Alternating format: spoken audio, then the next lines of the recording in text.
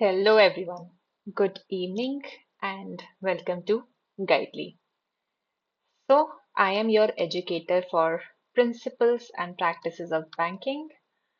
In the last class, we had started our chapter 3, which is Operational Aspects of KYC, and today we are going to do the second part of the same class, जिसमें हम पढ़ेंगे customer due diligence के बारे में, जो कि हमने last class में भी शुरू कर दिया था partially.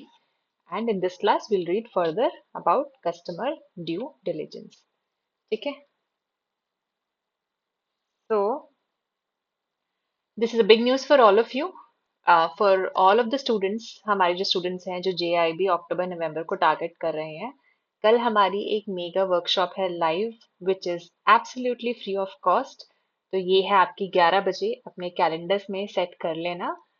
और आपको यहाँ पर सब बताया जाएगा कि JIB की तैयारी आपको कैसे करनी है, रोड मैप क्या है, क्या स्ट्रैटेजी आपको बनानी है, इतने टाइम में कैसे प्रिपेयर किया जाए. So I would see you guys at the workshop tomorrow at 11 a.m. Brief introduction about myself for people who are new to the channel. I am Shikha, graduate from Sri Ram College of Commerce. I'm an ex-banker like you guys. I have also worked with the public sector bank for 5 years, and I'm also JAIB and CAIB certified. So let's start with today's class.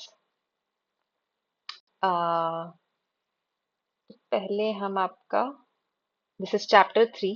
By mistake it says that it is chapter 2. पहले हम पढ़ लेते हैं कि हमने last class में question किया था रिगार्डिंग कस्टमर एक्सेप्टेंस पॉलिसी. ठीक है, लास्ट क्लास में हमने क्या पढ़ा था कि केवाईसी की जरूरत हमें क्यों पड़ती है. मेनली हमने देखा था टू प्रिवेंट AML और टेरिफ फाइनेंसिंग और for genuine identification of a customer. उसके बाद हमने देखा था केवाईसी के स्टेप्स क्या क्या हैं, customer acceptance policy, customer identification, फिर हमने देखा था customer due diligence and then enhanced due diligence requirements. तो हमने कस्टमर एक्सेप्टेंस पॉलिसी के बारे में अच्छे से पढ़ा था, तो ये क्वेश्चन उसी से रिलेटेड है. You guys had to answer this as a homework question.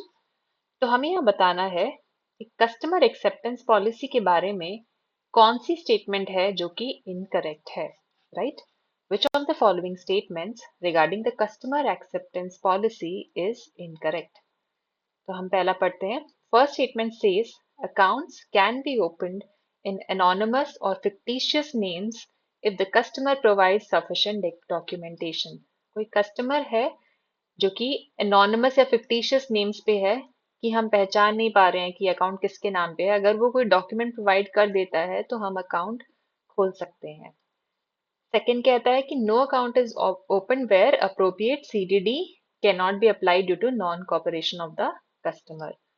Third statement says circumstances under which a customer can act on behalf of another person or entity should be clearly defined. अगर कोई और account चला रहा है, आपका authorise signatory है, तो किन सर्कमस्टांसेस में वो ऐसा कर सकता है, वो क्लियरली डिफाइंड होने चाहिए. And the fourth statement says the policy ensures that the identity of the customer does not match any person or entity on RBI's sanction list. RBI की सैंक्शन लिस्ट क्या होती है? It is like a watch list. ठीक है, जिन customers का कोई पहले खराब रिकॉर्ड है, तो हमें ये इंश्योर करना होता है कि कस्टमर कोई वॉच लिस्ट में तो नहीं है. तो इनमें से कौन सी स्टेटमेंट इनकरेक्ट है, ये आप लोगों को बताना था. So it is quite obvious here. The incorrect statement here is statement number A, जो बोलती है कि हम anonymous और fictitious names में अकाउंट खोल सकते हैं अगर कस्टमर हमें sufficient documentation they they, which is not right. This is absolutely incorrect, right? Let's move on. So this is actually chapter 3. Chapter 2 I've already covered. KYC norms में हमने last class में पढ़ा था कस्टमर एक्सेप्टेंस पॉलिसी क्या है, हम कब customer को किन सर्कमस्टांसेस में एक्सेप्ट करते हैं.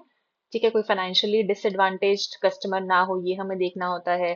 कोई सोशली डिसएडवांटेज्ड कस्टमर ना हो. At the same time they should be, वो हमें जो हमारे रेलेवेंट डॉक्यूमेंट्स हैं वो प्रोवाइड कर पाए, तभी हम कस्टमर को एक्सेप्ट करेंगे. ये हमने पढ़ लिया प्रीवियस क्लास में. कस्टमर आइडेंटिफिकेशन प्रोसीजर्स ऑल्सो हम पहले वाली क्लास में पढ़ चुके हैं. आप में से कुछ लोग ऐसे होंगे जो पहली बार ये क्लास अटेंड कर रहे हैं, सो आप प्लेलिस्ट में जाके प्रीवियस क्लासेस देख सकते हैं एंड आपको उससे आइडिया मिल जाएगा। हम थर्ड पार्ट कर रहे थे which is customer due diligence procedure, कि हमें एक कस्टमर को अपने बैंक में रखते हुए, कस्टमर बनाते हुए किन किन तरीके से ड्यू डिलिजेंस करना होता है, क्या डॉक्यूमेंट्स हम देखते हैं ड्यू डिलिजेंस करने के लिए। तो हमने लास्ट क्लास में शुरू किया था कि इन केस ऑफ एन इंडिविजुअल हमें किस तरह का ड्यू डिलिजेंस रिक्वायर्ड होता है। और उसमें हमने पढ़ा था कि हमारे जो ओवीडी होते हैं, ऑफिशियली वैलिड डॉक्यूमेंट्स, हमने पढ़े थे कि 6 तरह के होते हैं और वो कौन कौन से होते हैं हमने लास्ट क्लास में डिस्कस किया था। तो आज की क्लास में हम देखेंगे इंडिविजुअल्स के केस में क्या क्या जो है डॉक्यूमेंट रिक्वायरमेंट्स होते हैं। हमने ओवीडी तो लास्ट क्लास में देख लिया था विच is N officially valid document. उसके अलावा कुछ और चीजें और डॉक्यूमेंट्स भी होते हैं जो हमें किसी भी एक इंडिविजुअल का अकाउंट खोलते हुए या उसकी केवाईसी करते हुए रिक्वायर्ड होते हैं। और हमने ओवीडी में 6 डॉक्यूमेंट्स पढ़े थे। आधार, ठीक है, दूसरा हो गया आपका पासपोर्ट, फिर आपका हो गया voter card, MNREGA card, right, आपका हो गया एनपीआर का कार्ड, एक हमारा क्या रह गया, वोटर, आधार, एनपीआर, एक और आपका ऑफिशियली वैलिड डॉक्यूमेंट है which I am missing out right now. तो हमने लास्ट क्लास में आधार को डिटेल में नहीं पढ़ा था because Aadhaar is a major OVD that we take in the branches. और आधार का एक जो है हमारा पर्पस क्या होता है, आधार एक ऐसा डॉक्यूमेंट है जो कि गवर्नमेंट ऑफ इंडिया ने बनाया है फॉर डायरेक्ट बेनिफिट ट्रांसफर। ठीक है, हम ब्रांचेस में जितने लोग काम करते हैं हमें पता है कि आधार के थ्रू गवर्नमेंट अपने बहुत सारे सब्सिडीज भी देती है। सो हम आधार को थोड़ा सा और डिटेल में पढ़ेंगे because it is an important OVD which is accepted at a mass level within our banks for the KYC requirements। तो पहले तो हम देखते हैं केवाईसी के लिए हमें क्या क्या डॉक्यूमेंट चाहिए। पहला तो हो गया आधार या फिर कोई भी ऑफिशियल वैलिड डॉक्यूमेंट। तो जो हमारा पॉइंट ए है कंप्लीटली उसी के बारे में है कि हमें या तो आधार या कोई एक ओवीडी चाहिए, that is mandatory for your KYC. दूसरा आपको क्या चाहिए, एक रीसेंट फोटोग्राफ आपको सबमिट करना पड़ता है ब्रांचेस में। आप लोग अकाउंट खोलते हैं तो कस्टमर से या तो एक रीसेंट फोटोग्राफ मांगते हैं या कोई इक्विवेलेंट ई डॉक्यूमेंट मांगते हैं। जैसे आजकल हम देखते हैं हम ब्रांचेस में जो है अकाउंट्स ऑनलाइन भी खोलते हैं तो हम जो है हमारे टैब या ऐप के थ्रू ही जो है फोटो हम कस्टमर का ले लेते हैं, that becomes an e document. ठीक है, उसके अलावा हम एक पैन लेते हैं, पैन कार्ड या फॉर्म नंबर 60 लेते हैं as per income tax rules, और या फिर उसका कोई equivalent e document. By e document we mean that in case we are opening an account online, the customer may also submit these documents in an online or electronic form only, right? तो हमने last class में ये भी देखा था जो हमारा pan है वो ऑफिशियली वैलिड डॉक्यूमेंट नहीं है, ओवीडी नहीं है, but this forms a part of the KYC क्योंकि इससे हम जो भी है हमारे कस्टमर की जितनी भी इंफॉर्मेशन है फाइनेंशियल वो इनकम टैक्स के पास पहुंच जाती है विच is an important part of having an account in a bank. इसके अलावा हमारा क्या रिक्वायरमेंट्स है, any other documents including in respect of nature of business and financial status of the customer or equivalent e documents as required by the regulated entity। कोई भी ऐसा document, मान लीजिए कोई इंडिविजुअल है वो एक फर्म के प्रोप्राइटरी हैं, तो अगर हम फर्म का अकाउंट खोल रहे हैं तो हमें उस इंडिविजुअल के कुछ और डॉक्यूमेंट्स भी चाहिए हो सकते हैं जो कि उनके नेचर ऑफ बिजनेस से रिलेटेड हो सकते हैं या फाइनेंशियल स्टेटस से रिलेटेड हो सकते हैं।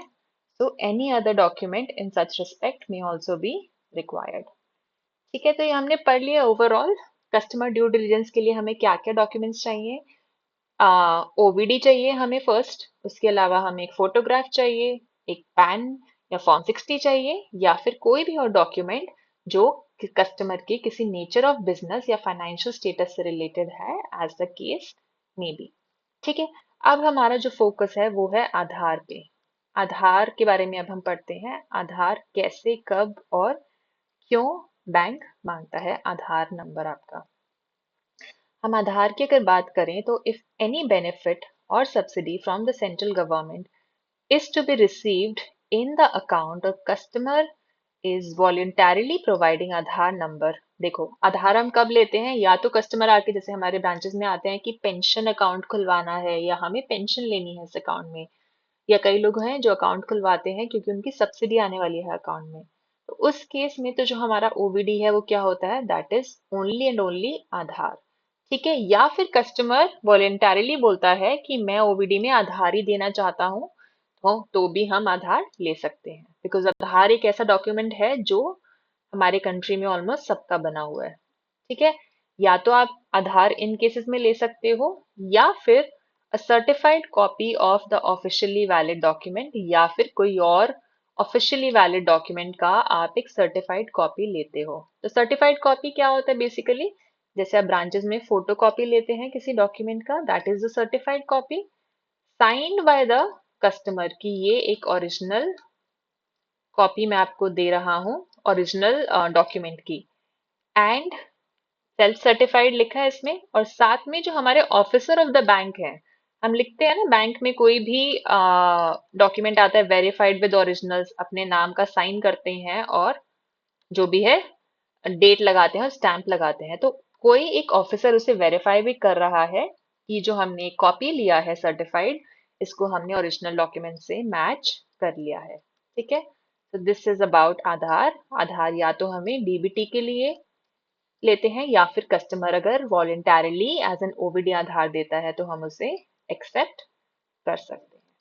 राइट, अब हम बात करते हैं कोई एनआरआईज हैं या पर्सन्स ऑफ इंडियन ओरिजिन हैं, अगर वो हमें कोई भी डॉक्यूमेंट दे रहे हैं एज एन ओवीडी। अगर आप में से किसी ने एनआरआई या एनआरओ अकाउंट खोला होगा, उसके थोड़े से रेगुलेशंस अलग होते हैं। जनरली वो लोग क्या पासपोर्ट देते हैं, या उनके पास आधार भी होता है, एनआरआई एनआरओ के पास ऐसा नहीं है।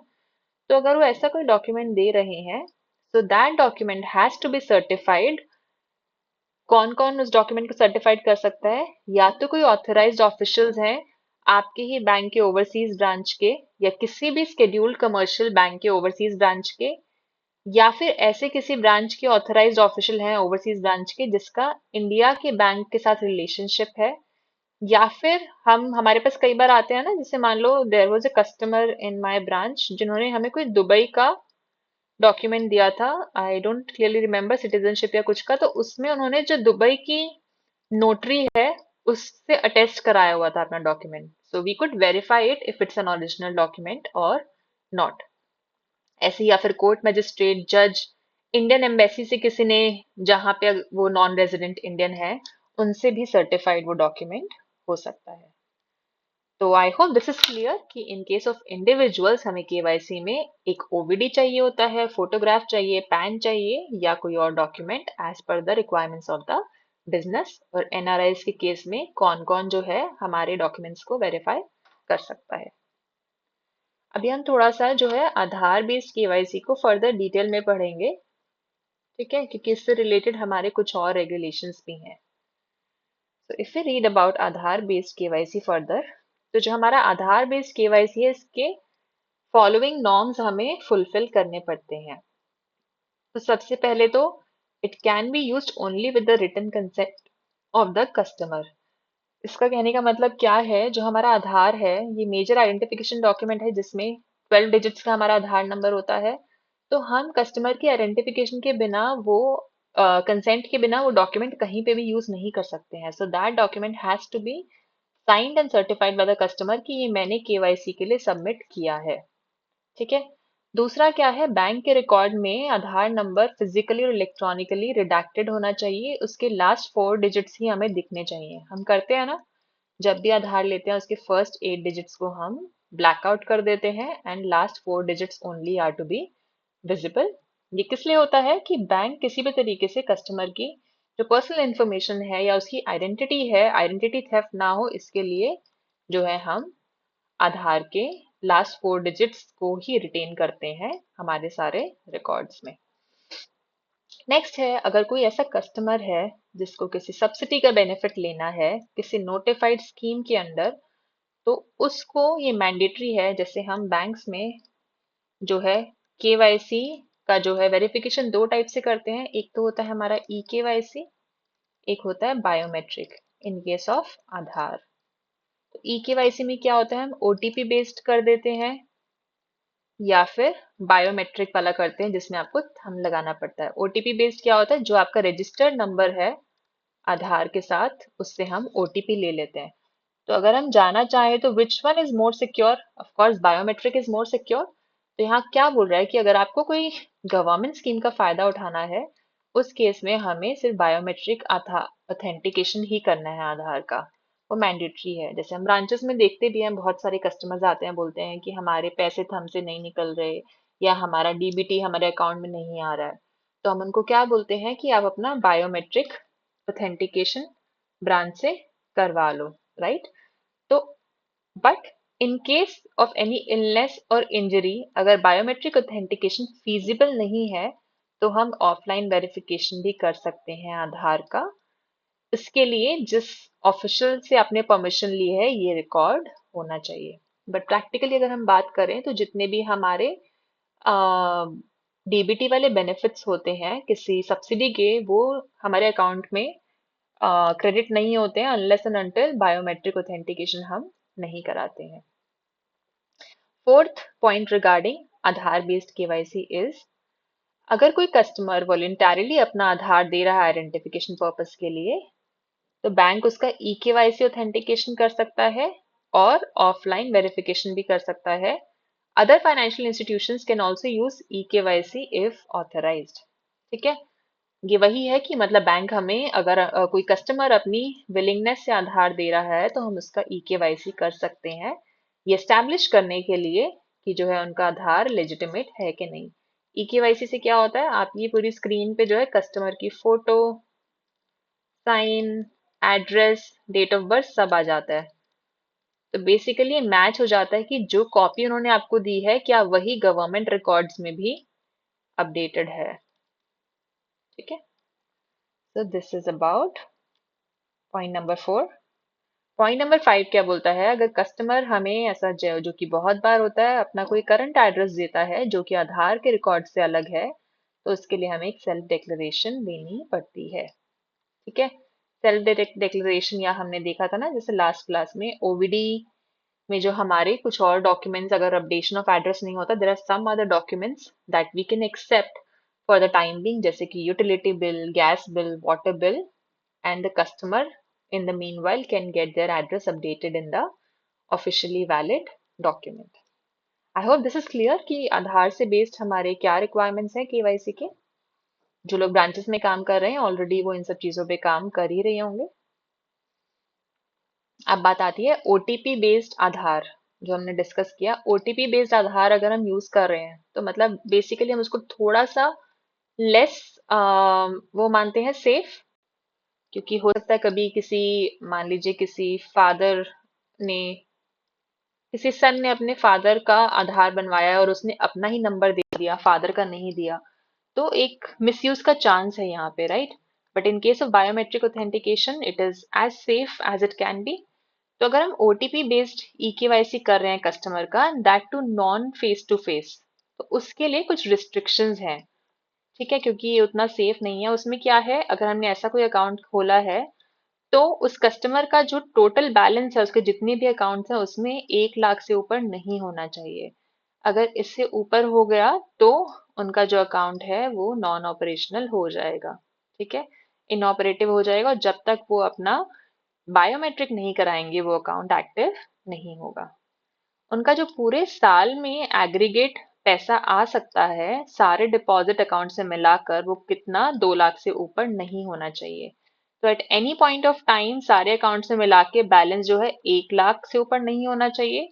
और पूरे अकाउंट जितने भी उनके अकाउंट्स है, लेट्स से 1 2 3 4 5 अकाउंट्स हैं, उनमें टोटल क्रेडिट मान लो कभी 20,000 आया, कभी 40,000 आया, टोटल जो है 2 लाख से ऊपर क्रेडिट नहीं होना चाहिए। इन सबका सम जो है 2 लाख से ऊपर नहीं होना चाहिए।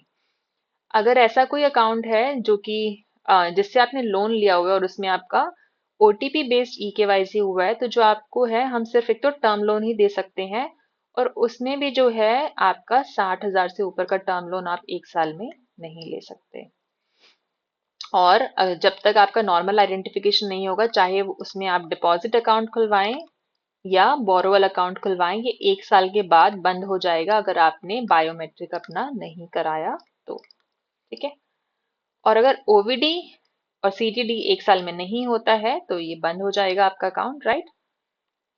तो a declaration to be obtained that no other account using this mode has been opened। साथ ही साथ जब आप ऐसा कोई अकाउंट खोल रहे हैं जिसमें आप सिर्फ ओटीपी के बेसिस पे आधार वेरीफाई कर रहे हैं, तो आप कस्टमर से एक डेक्लेरेशन भी लेते हैं कि अभी, मतलब इस डेक्लेरेशन का मतलब क्या है कि ड्यू टू सम सर्कमस्टांसेस अभी जो है मेरा बायोमेट्रिक अपडेटेड नहीं है, मैंने यहाँ तो अकाउंट खुलवा लिया है पर ऐसा कोई अकाउंट मैंने कहीं और नहीं खुलवाया है, किसी और फाइनेंशियल इंस्टीट्यूशन में या बैंक में। तो आई होप दिस इज क्लियर कि बेसिकली हम ये कहना चाह रहे हैं कि जब भी हम ओटीपी बेस्ड आधार वेरिफिकेशन करते हैं, that is a lesser safe mechanism. तो इसमें हम कोशिश ये करते हैं कि कुछ चेक्स इन प्लेस लगा देते हैं कि वो जो अकाउंट है वो एक स्मॉल लेवल पे ही ऑपरेट करे, so that there is no chance of any fraud और manipulation. I hope this is clear. तो ये जो है हमने अभी कस्टमर ड्यू डिलिजेंस पढ़ लिया है। इन केस ऑफ इंडिविजुअल्स हमें किस तरह का कस्टमर ड्यू डिलिजेंस करना होता है। ठीक है। So let's move on to the next part कि जो हमारे प्रोप्राइटरी फर्म्स हैं, ठीक है, अकाउंट ऐसा तो है नहीं कि हम सिर्फ इंडिविजुअल्स का अकाउंट खोलते हैं, we also open accounts for other types of firms. It could be proprietary firms, it could be partnership firms. तो उनके केसेस में किस तरह का कस्टमर ड्यू डिलिजेंस हम करते हैं। ठीक है। अगर प्रोप्राइटरशिप फर्म है तो हम प्रोप्राइटर का तो ड्यू डिलिजेंस करते ही हैं, जैसे अभी हमने डिस्कस किया किसी भी इंडिविजुअल का। उसके साथ साथ हमें इनमें से कोई भी और 2 डॉक्यूमेंट्स चाहिए होते हैं। Any 2 among these following documents are required along with the customer due diligence of the individual who is the proprietor। ठीक है। पहला हमें क्या चाहिए, रजिस्ट्रेशन सर्टिफिकेट। तो कोई भी ऑर्गेनाइजेशन है, मान लीजिए कोई शॉप्स एंड एस्टेब्लिशमेंट एक्ट के अंडर कोई रजिस्ट्रेशन है, तो अलग अलग तरह के जो ऑर्गेनाइजेशंस होते हैं उनके डिफरेंट टाइप के रजिस्ट्रेशन सर्टिफिकेट हो सकते हैं, उद्यम हो सकता है। ठीक है। या फिर जैसे यही हमने लिखा है कि कोई सर्टिफिकेट या लाइसेंस है जो कि शॉप एंड एस्टेब्लिशमेंट एक्ट ने दिया है आपको। ठीक है। सेल्स या इनकम टैक्स रिटर्न में से कोई एक चीज आप दे सकते हैं। वैट जीएसटी सर्टिफिकेट आप दे सकते हैं।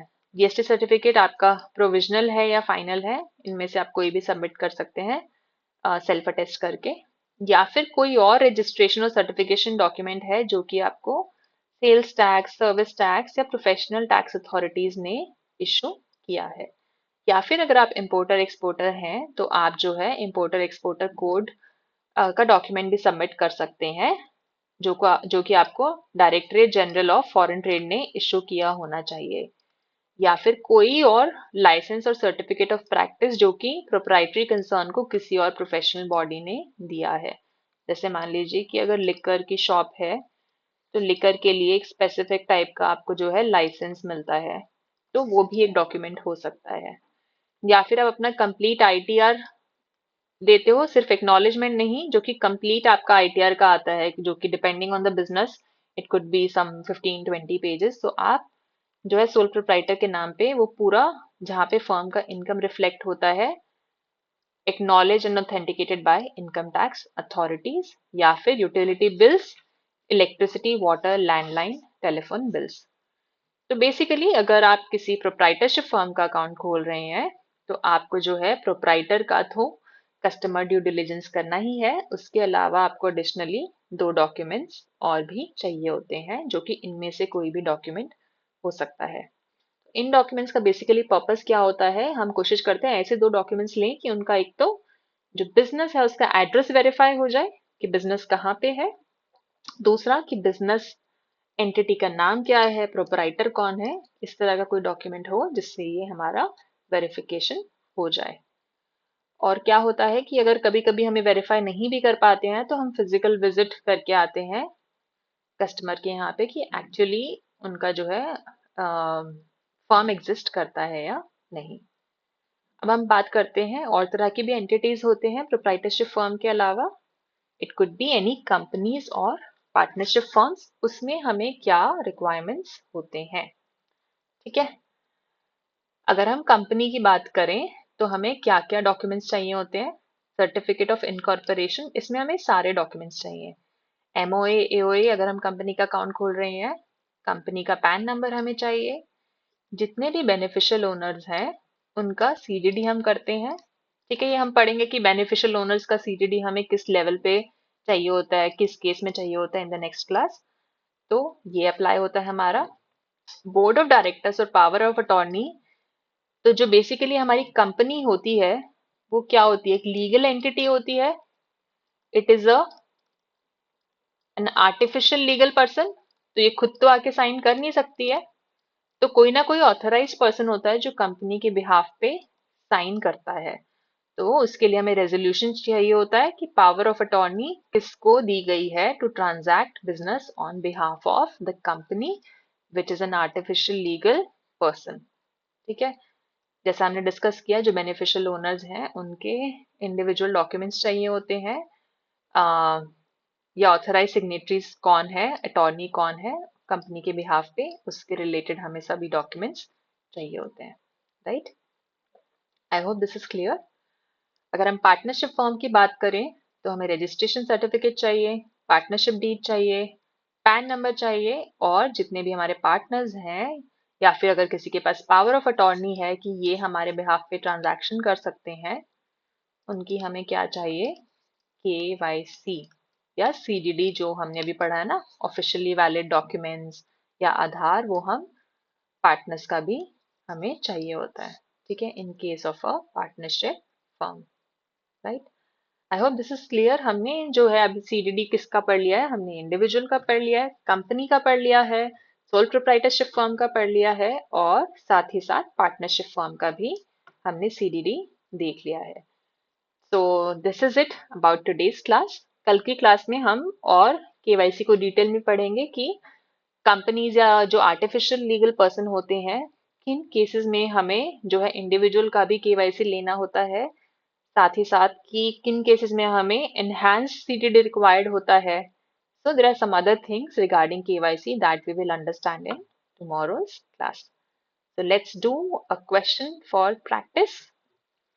So here the question says, which of the following statements regarding Aadhaar based KYC norms is incorrect?